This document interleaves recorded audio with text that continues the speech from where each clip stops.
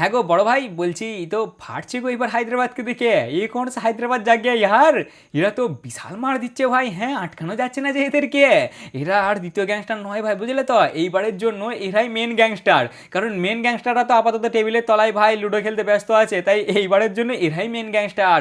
ভাই পারফরমেন্স দেখছো এদের? হ্যাঁ, পারফরমেন্স দেখছো? আর তোমাদের মনে হয় না যে সাইলেন্সার দলে ফিরে আসার পরে এরা আর একটু বেশি টপ লেভেলের পারফরমেন্স দিচ্ছে না? মানে ঈশান কিষানের আন্ডারেও ভালো পারফরমেন্স দিচ্ছিল, খারাপ দিইনি, বাট তারপরেও ইয়ার তুমি কামিন্সের আন্ডারে দেখো, এই তো আটকানো যাচ্ছে না যে এদেরকে। এরা তো মনে হচ্ছে টপ 2 টার্গেট করছে।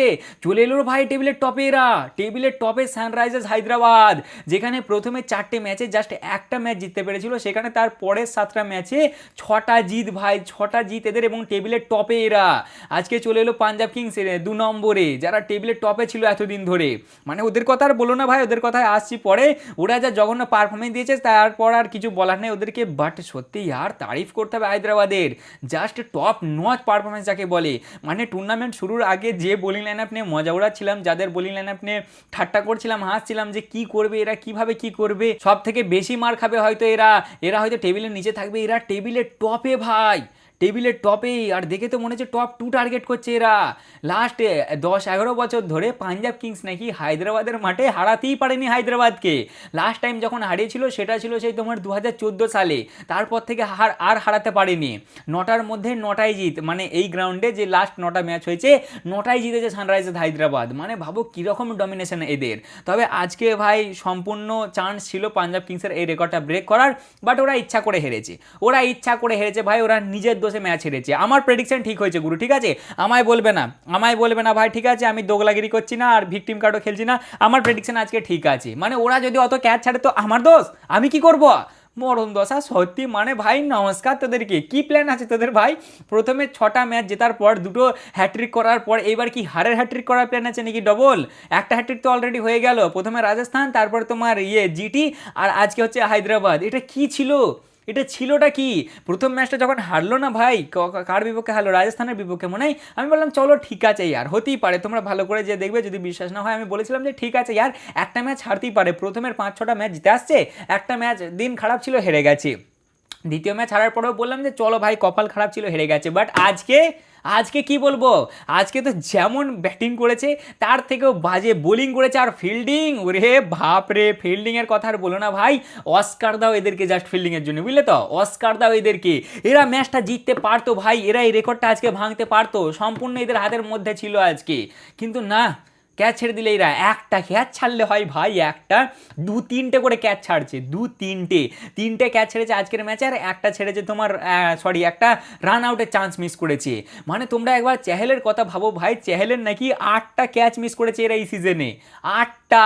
বলো ও কি করবে? হ্যাঁ, ও মনে হয় অতগুলো যদি ক্যাচ ধরতো না, তাহলে ও ভাই এখন পার্পেল ক্যাপের লিডারে থাকতো ভাই, মানে পার্পেল ক্যাপের লিস্টে থাকতো আর কি। সেই জায়গায় ওরা 8টা ক্যাচ ড্রপ হয়েছে চাহেলের। মানে ওর ভাবো ওর কেমন লাগছে। আজকেই তো 3টে হয়েছে, 2টো তোমার ক্যাচ ড্রপ হয়েছে আর একটা রান আউটের চান্স মিস হয়েছে, সত্যি। আর শুধু এই ম্যাচটা নয় যে তুমি বলবে যে চলো ভাই ঠিক আছে একটা ম্যাচ খারাপ যেতেই পারে, এদের পেছনে 2-3টে ম্যাচ দেখো, সব কটা ম্যাচেতেই এরা ক্যাচ মিস করছে, সব কটা ম্যাচেতেই এদের ফিল্ডিং বাজে, একবারে জঘন্য ফিল্ডিং করছে এরা, বিশেষ করে ক্যাচিংয়ে। যেমন আবার ক্যাচগুলো আটকে গেলে তো হয় যে ক্যাচ হাত থেকে পড়ে যাচ্ছে, সেইগুলো আবার ছাড়ায় মানে 4-6 হয়ে যাচ্ছে ভাই। ক্যাচ তো ধরতে পারছেই না, ক্যাচগুলোকে আবার 4-6 করে দিচ্ছে। যেই স্পিডে এরা ওপরে উঠেছিল এবার সেই স্পিডে নিচের দিকে আসার প্ল্যান করছে। আজকে আছে তোমার ব্যাঙ্গালোর এবং এর মধ্যে লখনৌর মধ্যে ম্যাচ। এই ম্যাচটা যদি আরসিবি জিতে যায় তাহলে ভাই আরসিবি এদের ওপরে চলে যাবে, যদিও আজকের ম্যাচটাও আরসিবি ভার্সেস সিএসকেই ছিল। কিভাবে? কারণ আজকে ভাই সিএসকে সাপোর্ট করছিল পাঞ্জাব কিংসকে, যদি পাঞ্জাব কিংস হায়দ্রাবাদকে হারিয়ে দিত তাহলে তোমার সিএসকের চান্সটা আরও বাড়তো কোয়ালিফাই করার। আর আরসিবি সাপোর্ট করছিল হায়দ্রাবাদকে, কারণ হায়দ্রাবাদ যদি আজকে জিতে যেত তাহলে হায়দ্রাবাদ চলে গেল টপে, মানে পাঞ্জাব ভাই নিচে চলে এলো। এবার যদি আরসিবি জিতে যায় আজকের ম্যাচটা তাহলে আরসিবি চলে যাবে তোমার সেকেন্ড নাম্বারে, সেকেন্ডে নয়, এরা মনে হয় ফার্স্টে যাবে। যাই হোক, ফার্স্ট সেকেন্ডে যেখানে হোক যাবে, পাঞ্জাবের থেকে তো ওপরেই যাবে ভাই, বুঝলে তো? হোয়াট এ ম্যাচ ভাই, হোয়াট এ ম্যাচ। ওই ছেলেটা 100 মারলে আজকে, কুপার কনালি, পুরো ভাই জলে চলে গেল 100টা, কিছু মনেই হলো না। না আমি মানছি তোমরা বোলিং হচ্ছে না তোমাদের দ্বারা, এরা এই সিজনে আমার যতটা মনে আছে 5বার 200+ চেস করে জিতেছে, ঠিক আছে। এইবারে ভাই চেস করতে পারলে না, 200+ চেস করেছে মানে 200 তো খেয়েছে আগে, তবে তো 200 চেস করেছে বলো। মানে এদের বোলিং এই সিজনে ভাই প্রবলেম তো করছে, মার খুবই খাচ্ছে বোলিংয়ে, তার উপর ভাই এদের ফিল্ডিংও খুবই খুবই বাজে। মানে আজকে সম্পূর্ণ নিজের দোষে হেরেছে, যেখানে এরা প্রথমে 7টা ম্যাচে 6টা জিতলে ভাই একটা ধুয়ে গেল, সেখানে তারপরে 3টে ম্যাচে 3টে হারের হ্যাট্রিক হয়ে গেল পাঞ্জাব কিংসের। মানে অত ভালো টিমটা যারা অত সুন্দর পারফরমেন্স দিয়ে আসছিল তারা এবার হারতে ধরেছে। এবার মনে হচ্ছে এরা যে স্পিডে উঠেছিল সেই স্পিডই নাবার প্ল্যান করছে, বুঝলে তো। না বোলিং হচ্ছে এদের দ্বারা, নাই ব্যাটিং হচ্ছে আর নাই ফিল্ডিং হচ্ছে, কিছুতেই কিছু হচ্ছে না। তবে তারিফ করতে হবে হায়দ্রাবাদের টপ লেভেলের পারফরমেন্স, বুঝলে, ফুল ডমিনেটিং পারফরমেন্স যাকে বলে। এরা নাকি 220+ যখনই লাগিয়েছে না তখনই এরা একবারও ম্যাচ হারেনি, আর আজকেও তাই হলো। 11বার 220+ লাগিয়েছে আর 11বারই হেরেছে, মানে সেটাকে ডিফেন্ড করে দিয়েছে। 220+ এরা যখনই লাগায় ডিফেন্ড করে দেয়।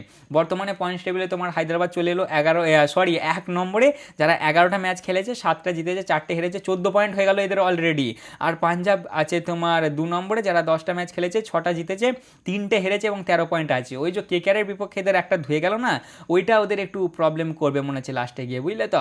হায়দ্রাবাদ জাস্ট টপ লেভেলের পারফরমেন্স দিচ্ছে ভাই, যেমন ব্যাটিং সেরকম বোলিং আর সেরকমই টপ লেভেলের ফিল্ডিং। ওরাও আজকে 2-3টে ক্যাচ মিস করেছে, দুটো আমার যতটা দেখলাম আমি, বাট সেগুলো একটু টাফ চান্স ছিল, বুঝলে তো। পাঞ্জাবের মতো নয় ভাই, পাঞ্জাবেরগুলো সহজ ছিল, ধরা যেত, বুঝলে তো।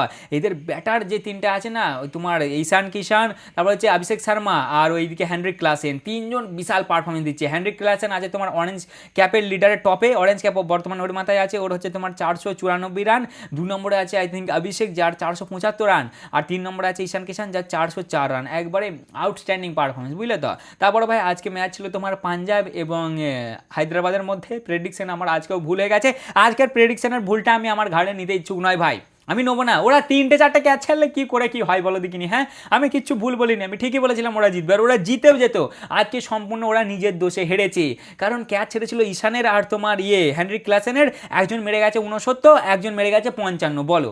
এইগুলো যদি না হতো তাহলে তো কত কম রান হতো বলো দেখিনি। হ্যাঁ, কত কম রান হতো। হায়দ্রাবাদের যে নিচের দিকে ব্যাটারগুলো আছে না, তারা এখনো অতটাও ভাই ফর্মে নাই, বুঝলে তো। কেকেআরের সামনে দেখলো তো কেমন ধপ করে উইকেট পড়লো, 8 ওভার শেষে যেখানে 120 নাই 121 লাগিয়ে দিয়েছিল, তারপর কেমন 160-65 না সামথিং কত এরম প্যাক হয়ে গেল। তাই হায়দ্রাবাদের নিচের দিকটা অতটাও শক্তিশালী নয়, এদের টপ অর্ডারটাই যা শক্তিশালী, কিন্তু এরা পারলে না ভাই, এরা নিজের দোষে আজকে হেরেছে। যাই হোক, আজকে ম্যাচ ছিল পাঞ্জাব এবং তোমার হায়দ্রাবাদের মধ্যে। পাঞ্জাব টস জিতে বললে আমরা ফার্স্টে বল করবো, যেটা স্বাভাবিক ভাই করে সবাই, ঠিক আছে, কারণ এরা চেস করেই বেশিরভাগ ম্যাচ জিতেছে, আর হায়দ্রাবাদ বেশিরভাগ ব্যাটিং ফার্স্ট করেই জিতেছে। যারা এখনো সাবস্ক্রাইব করুন অবশ্যই সাবস্ক্রাইব করে নেবে, আর যারা ফেসবুকে দেখছো অবশ্যই ফলো করে নেবে, ঠিক আছে, আর সাথে লাইকটাও করে নেবে। যাই হোক, দুজনের দলে তোমার একটা দুটো করে চেঞ্জ করে পাঞ্জাব নিয়ে আসে তোমার শশাঙ্ক এবং লকি ফার্গুসনকে। সবাই বলছিল যে ভাই শশাঙ্ককে ড্রপ করে দিয়েছে বলে, ওই জন্যই এরা ম্যাচ হেরে যাচ্ছে। মানে লাস্ট দুটো ম্যাচে না সেই ক্যাচ ড্রপ করার পর থেকে একে ড্রপ করে দিয়েছিল, ওই জন্যই সবাই বলছিল যে শশাঙ্ককে ড্রপ করে দিয়েছে বলে হেরে যাচ্ছে। আজকে ওকে নিয়ে এসেছিল, আর এরা নীতিশ কুমার রেড্ডিকে নিয়ে এসেছিল অনিকেতের জায়গায়, ঠিক আছে। মানে নিয়ে আসার পরে এবার শুরুয়াত হয় ভাই, প্রথম ওভারই আর্শদীপ খাই 11 রান ভাই সাহাব, দ্বিতীয় ওভারে মার্কো ইয়ানসন 21 রান, তৃতীয় ওভারে আর্শদীপ 16 রান। মানে প্রথমের দিকেই ভাই একদম ধোঁয়া ছুটি দেয়, একটা তাগড়া স্টার্ট হয়। তবে 4 নম্বর ওভারে আসে লকি ফার্গুসন, সে আউট করে দেয় আমাদের খেপুকে। 13 বলে 35 রান বানিয়ে আউট হয়ে যায়। 5 নম্বর ওভারে আবার আসে মার্কো খায় 11 রান, এবং 6 নম্বর ওভারে আবার আসে লকি খায় 14 রান। পাওয়ার প্লে শেষে 79 রানে একটা উইকেট। মানে স্বাভাবিক ভাই, হায়দ্রাবাদের মাঠে গেছো মানে ফুল পাটা পিচ ভাই, ঠিক আছে, মানে একটা ছোট ঘাস নেই গো, ফুল পাটা পিচ। মার সেখানে দেবে বোঝাই যাচ্ছিল, আর মার খেয়েছে ভাই, 79 খেয়েছে, পাওয়ার প্লেতে একটা উইকেট। এইবার আসল খেলা শুরু হবে। তারপরেই তোমার নম্বর ওভারে আই থিঙ্ক 7 নম্বর ওভারে আসে চাহেলদা আউট করে দেয় হেড 19 বলে 38 রান মানে আউট হয়ে যায়। আসল ম্যাচ এইবার শুরু হয়। এরপরই 8 নম্বর ওভারে আসে তোমার লকি ফার্গুসন বোলিংয়ে, ঈশান কিষান দা ছিল ব্যাটিংয়ে। ঈশান কিষান দা তখন 9 রানে ছিল, জানো তো, 9 বলে 9 রানে একটা ক্যাচ ওঠে, ক্যাচ যায় তোমার কুপার কর্নেলের হাতে, একটা ইজি ক্যাচ কুপার কর্নেলি ড্রপ করে দেয়, এবং তোমার ঈশান দা লাইফ লাইন পেয়ে যায় একটা, ঠিক আছে ভাই, একটা ক্যাচ ড্রপ হতেই পারে, হয়তো বুঝতে পারিনি, চলো ঠিক আছে হলো। তারপরেই তোমার 9 নম্বর ওভারে, এর আগে হলো 8 নম্বর ওভারে, তারপর হচ্ছে 9 নম্বর ওভারে আসে চাহালদা এলো, ক্লাসেনকে বল করলো, ক্লাসেন মারলো, ক্যাচ গেল শশাঙ্কের হাতে, শশাঙ্কে ইজি ক্যাচ ছেড়ে দিলে ভাই, ইজি ক্যাচ ওর হাতে গেল, পকাম করে ক্যাচটা ছেড়ে দিলে ভাই, 14 রানে 13 রানে ড্রপ করে দিলে তোমার ক্লাসেনকে। বলো, ক্লাসেনকে ড্রপ করলে 13 রানে আর ঈশানকে ড্রপ করলে 9 রানে, মানে এখানে যদি আউট করে দিতে পারতো আমার পুরো ভরসা ছিল যে 200-র নিচে আটকে দিতে পারতো, 200-র নিচে আটকে দিতে পারতো আজকে, আর ওরা ম্যাচটা জিততেও পারতো। এখানেই ওদের ভুলটা হয়েছে।